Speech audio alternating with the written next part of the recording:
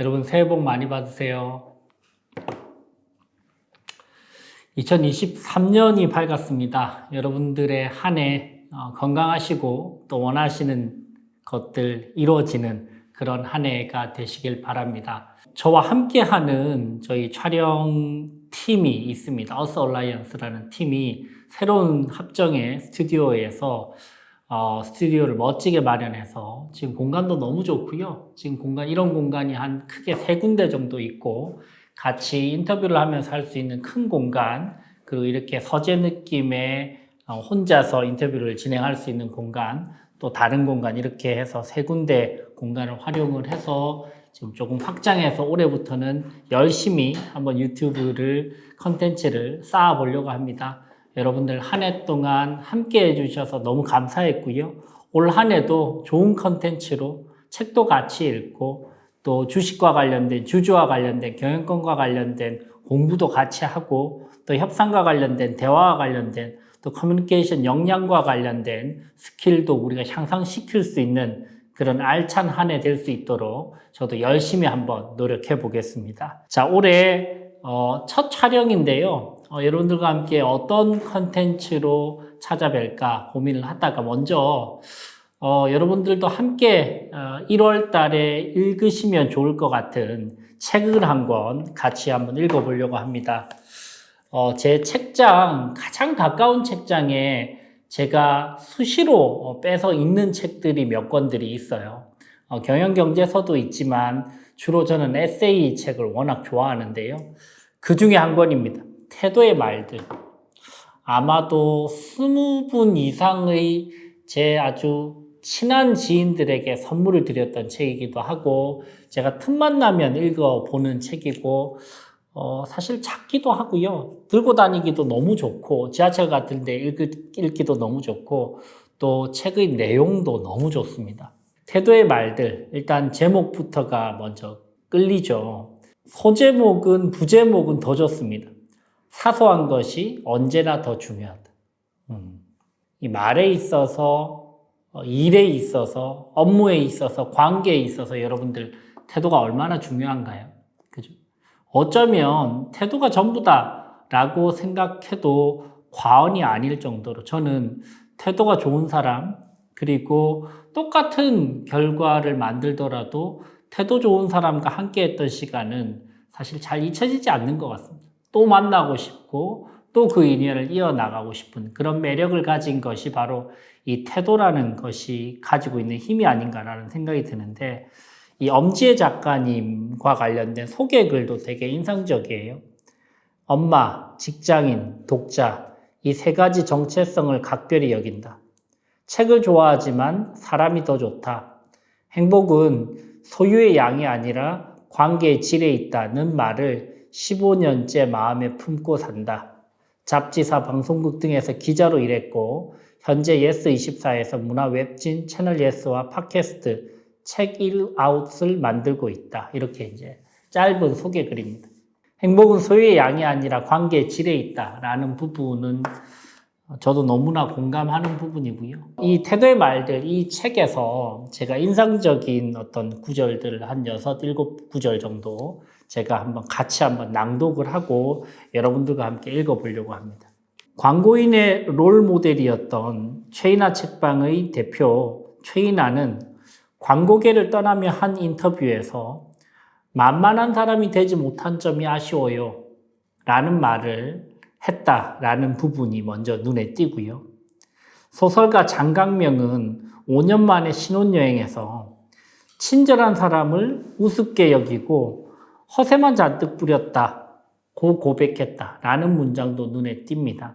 저는 제가 곧 출간할 2번째 책에도 이 내용을 썼지만요. 항상 저는 상어 같은 사람보다는 고래 같은 사람이 되고 싶었습니다. 만만하면서도 함부로 보지 못하는 그렇게 상어처럼 이빨을 이렇게 드러내면서 상대방을 공격적으로 폭력적으로 몰아넣는 그런 사람 말고 만만하면서 친근하면서 친절하면서도 그가 가지고 있는 삶의 내공과 전문성의 역량들 때문에 누구도 함부로 하지 못하는 그런 사람이 정말 멋있는 사람이 아닐까라는 생각이 들더라고요. 자본주의 시대에서 치열한 경쟁 속에서 우리가 더 날카로워지고 더 공격적이어지고 그런 느낌이 지워지지 않는 경우들이 많은데 결국은 주위에 유연하고 또 친절한 사람들이 더 오랫동안 함께하고 싶은 사람이 아닌가라는 생각이 들면서 올 한해는 저도 더 친절하고 또 더 만만한 그런 사람이 되면 어떨까? 그러면서도 내 실은 더 단단한 그런 사람이 되고 싶은 한 해입니다. 그래서 이 문장이 좀 눈에 띄었고요. 인생에서 선택을 해야 되는 순간이 오잖아요. 선택의 기준이 있다면 무엇인가요? 라고 이제 인터뷰를 하면서 물어봤더니 저자 김규왕은 이렇게 답변을 했다고 해요. 시간이 지나도 내 마음이 편한 쪽을 선택해요 라고 말했다. 이 문장이 저는 되게 곱씹어 봤습니다. 여러분들 인생에서 중요한 선택을 할 때 어떤 기준으로 선택을 하시나요? 꽤 많은 경우에 있어서 저희가 인생에서 중요한 선택을 할 때 지금의 그 상황을 빨리 모면하기 위한 선택을 하는 경우들이 적지 않았던 것 같습니다. 근데 그러고 나면 사실은 후회가 밀려오는 경우들이 많았던 것 같아요. 근데 이 저자 김규왕 씨의 답변이 저는 인상적입니다. 시간이 지나도 내 마음이 편한 쪽을 선택해요. 올 한 해 수도 없는 의사결정과 선택의 기로에 제가 설 겁니다. 여러분들도 마찬가지로 관계에 있어서 업무적으로 커리어에 있어서 가족과 관련된 문제에 있어서 수도 없는 의사결정을 할 때 시간이 지나도 내 마음이 편한 쪽, 결국은 성급해하지 않고 그 상황을 모면하기 위한 임시방편의 그런 의사결정이 아니고 결국은 시간이 지나더라도 나를 나답게 하는 의사결정, 그리고 시간이 지나도 내가 불편해하지 않을 의사결정을 신중하게 해나가는 한 해가 되면 좋겠다라는 생각이 들었습니다. 이 문장 되게 좋았고요. 시간이 지나도 내 마음이 편한 쪽을 선택해요. 가수 한대수는 바람아 불어라에서 성공의 길로 4가지를 꼽았다. 첫째, 약속을 지켜라. 둘째, 고맙다는 표현을 자주 해라. 셋째, 바로 사과하라. 넷째, 유머 감각을 가져라. 여러분들 한 개 한 개 들어보시면 너무나 일상적이고 너무나 일반적인 답변이죠. 근데 이 4가지를 다 지키거나 이 4가지를 실제로 본인의 어떤 삶 속에서 실천하는 사람들이 생각보다 많지 않습니다. 첫째, 약속을 잘 지켜라. 사람과의 관계에서 저는 이 신뢰 자본을 너무나 중시하는데요. 여러분들 제가 생각하기에 신뢰 자본을 깨뜨리는 상대방과의 신뢰가 깨지는 결정적인 순간은 작은 약속이 깨질 때 대부분 신뢰 자본이 망가지는 경우들이 대부분이더라고요. 큰 약속은 사실 별로 깨지지 않아요. 왜? 큰 약속을 상대방이 어기면 상대방에게도 피해가 가기 때문에. 근데 작은 약속을 어길 때 저 사람이 뭘 해준다 그랬는데 한 2번 정도 연속으로 말만 해놓고 지키지 않는다. 시간 약속을 지키지 않는다. 이럴 때 우리가 주로 신뢰가 많이 깨지더라고요.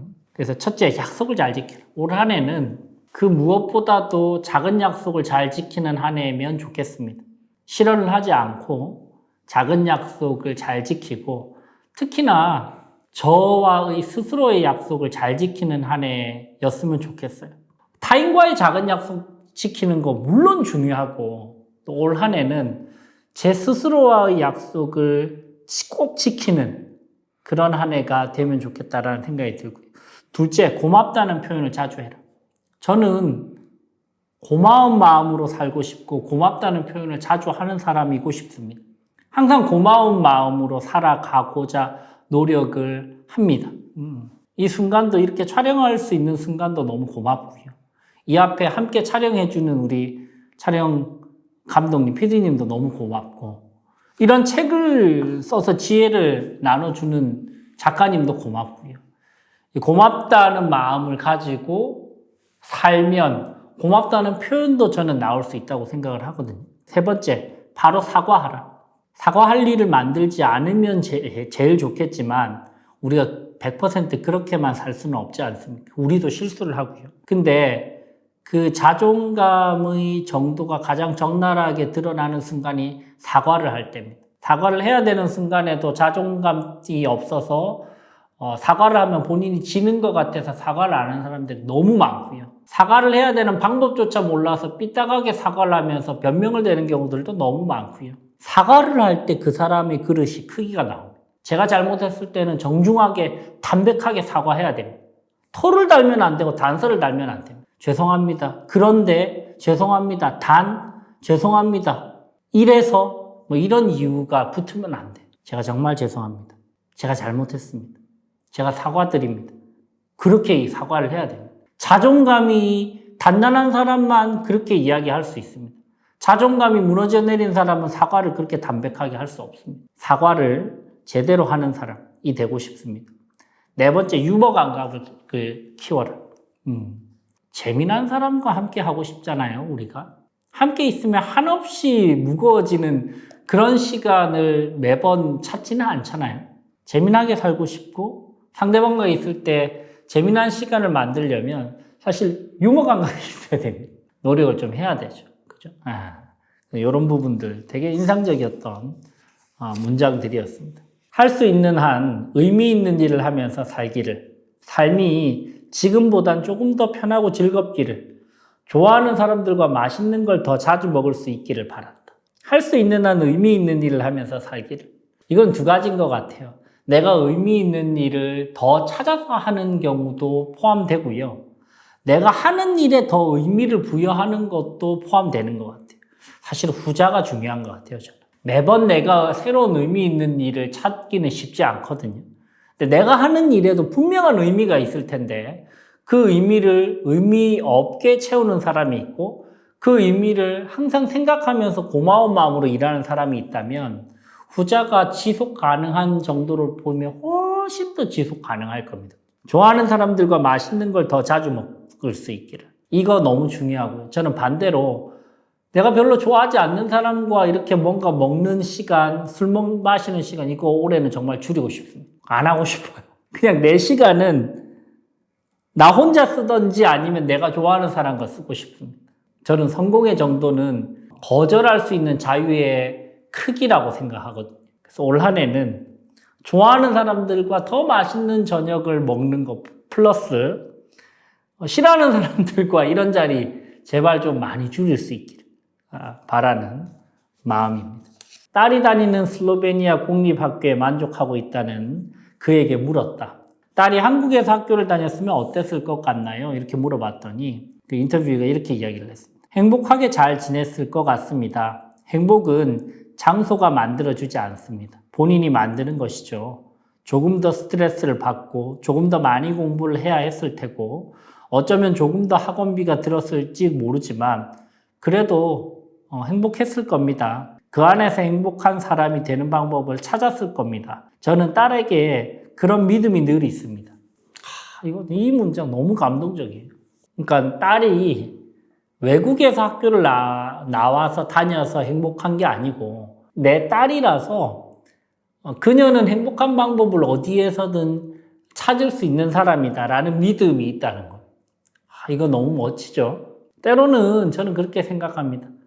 믿는다라는 말을 100마디 하는 것보다 누군가가 나를 믿고 있다는 그 믿음의 연결고리가 내 삶에 더 강력한 힘이 되는 경우들이 많습니다.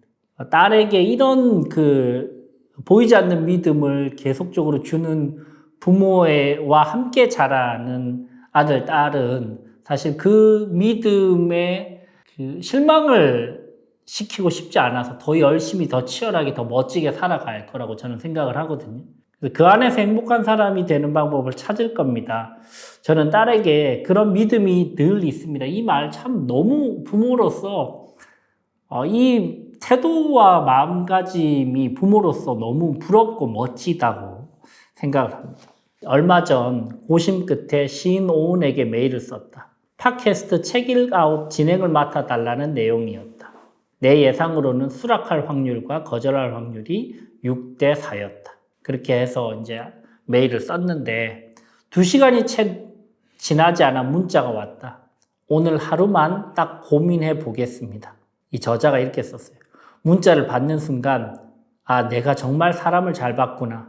승낙을 하든 안 하든 나는 조금도 마음이 어렵지 않겠다 생각했다. 그리고 정말 딱 하루가 지나 답신이 왔다. 저는 여러분들이 중요한 의사결정할 때 이 마음가짐 너무 중요한 것 같아요. 딱 하루만 고민해보고 연락드리겠습니다. 이 태도. 성급할 필요도 없고요. 그렇게 나를 성급하게 쫓는 사람과는 일을 할 필요도 없습니다. 그죠?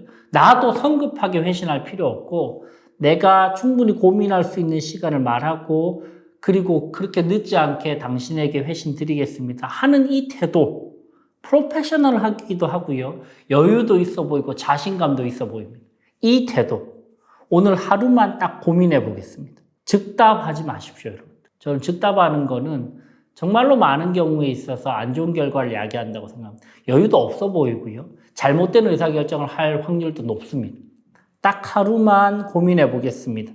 이 여유와 자신감과 이 프로페셔널한 태도, 성급하지 않는 마음, 참 되게 멋진 것 같습니다. 인터뷰이에게 이렇게 물어봤어요. 그의 홈페이지에 올라온 화보 인터뷰가 떠올라 대뜸 물었다. 화보 인터뷰는 즐기지 않을 것 같은데 새로운 작업도 즐기는 편인가요? 인터뷰가 이렇게 이야기합니다. 가수 오지은 씨예요. 전혀 즐기지 않아요. 다만 해내야 한다고 생각해요. 오늘도 인터뷰하기 전에 사진부터 찍었잖아요. 아주 어색해요. 무대에서 노래하는 일이야말로 어색할 수 있지만 지금은 누군가 하나 둘 셋 하면 노래할 수 있게 트레이닝한 상태예요. 사진도 그래요. 초반에는 어떨 줄 몰라 했던 때가 있었지만 지금은 그렇지는 않죠. 제가 빨리 적응해야 모두가 빨리 퇴근하고 좋잖아요. 잘해봐야 저고 못해봐야 저니까요. 할 수 있는 한 잘해야겠죠. 이 말 너무 담백하죠. 멋지죠. 프로페셔널하죠. 잘해봐야 저고 못해봐야 저니까요. 할 수 있는 한 잘해야겠죠. 이 말 너무 멋집니다. 그죠? 본인이 처한 상황에서 본인이 그 상황을 부정해봤자 자기도 안 좋고 함께 있는 사람도 안 좋아요. 그죠? 어차피 내가 해야 될 일이고 내가 솔직히 이걸 100% 즐기지는 않을 수 있지만 그래도 이 모든 사람과 나를 위해서 잘해도 나고 못해도 난데 잘하는 게 훨씬 낫잖아요. 못한다고 해서 내가 지워지는 건 아니지만 그래서 잘하는 게 훨씬 낫잖아요. 모두를 위해서 나를 위해서. 그죠? 잘해봐야 저고 못해봐야 저니까요. 할 수 있는 한 잘해야겠죠. 이 말, 이 담백한 마음, 프로페셔널한 이 태도, 생각의 방식, 그죠? 이것도 참 이 문장 좋았고요. 마지막으로 한 문장만 더 읽어보겠습니다. 한 사람이 주말 내내 마음에 걸렸다. 내게 서운해하는 느낌이 너무 분명해. 나도 덩달아 서운해졌다. 어떻게 내게 서운해할 수가 있지? 그간 내가 보여준 성의, 배려는 금세 잊었나? 달라진 말투, 바로 오지 않는 회신을 눈치챈 나는 이틀 꼬박 불편한 마음으로 보냈다. 왜 내게 서운해하느냐고 물어보고 싶은 마음을 꾹 누르던 찰나 소설 속 문장이 시선을 낚아챘다. 한번 써본 마음은 남죠. 그리고 이렇게 생각합니다. 그가 내게 준 첫 마음이 떠올랐다. 그를 생각하면 지금의 서운함이 상쇄될 만한 고마운 기억이 많았다. 우리는 때때로 오해했지만 서로의 진심을 읽는 사이였다. 나는 그와 좋은 관계를 유지하고 싶고 그도 다르지 않다는 믿음이 있었다. 다음 날 아무렇지 않은 듯 그에게 메일을 보냈다. 평소엔 잘 쓰지 않는 이모티콘을 써가며 친근하게 안부를 물었다. 30분도 지나지 않아 회신이 왔다. 오해였다. 아니, 오해는 아니었을지 몰라도 우리는 서로에게 받았던 마음을 이미 상기하고 있었다. 서로를 향한 한결같은 마음이란 건 존재하지 않는다. 변하기 마련인 마음을 붙잡고 서로를 토닥거리며 끌어당길 때 우리의 첫 마음은 흩어지지 않는다. 내가 알듯 그도 안다. 우리는 서로에게 마음을 써봤으니까. 내 사람이라면 이 정도 믿음은 있어야 됩니다. 우리가 사실 인간이기 때문에 감정적인 서운함이 아예 없을 수는 없어요. 때로는 서운하기도 하고 토라지기도 해요. 그죠? 근데 그 진심을 알아주고 그 사람의 본질의 알맹이를 우리는 압니다. 그리고 그걸 의심할 필요가 없어요. 내 사람이라면 그 사람은 나의 본질과 알맹이를 알고 있어요. 내 껍데기가 지금 서운할지라도 내 알맹이는 그대로 살아있다는 걸 알고 있습니다. 그럼 조금 더 시간을 가지고 그 사람에게도 여유를 주면서 또 가능하시다면 내가 먼저 손을 내미는 그런 한 해가 되면 좋겠습니다. 지금 이 책 한 권에 너무나 많은 명문들이 담겨 있습니다. 여러분들 한번 올 한 해 설 연휴도 지금 다가오고 있고요. 쭉 읽어보시면 올해를 내가 어떻게 살아야 될까? 그리고 내 태도를 어떻게 해야 될까? 그리고 내가 일을 할 때의 프로페셔널함과 관련돼서 어떤 태도를 가져야 될까? 관계에 있어서 내가 어떻게 더 발전할 수 있을까? 이런 부분들을 우리가 좀 정리할 수 있는 그런 너무나 좋은 책이 아닐까 생각이 듭니다. 그래서 여러분들과 올해 첫 촬영, 태도의 말들 책을 추천드리고 같이 읽어보면서 마무리하도록 하겠습니다. 협상전문가 류재현 변호사였습니다. 감사합니다. 협상 테이블에서 밀리지 않는 협상력을 확보할 수 있는 최선의 솔루션, BNSG 협상스쿨, 류재현의 협상스쿨.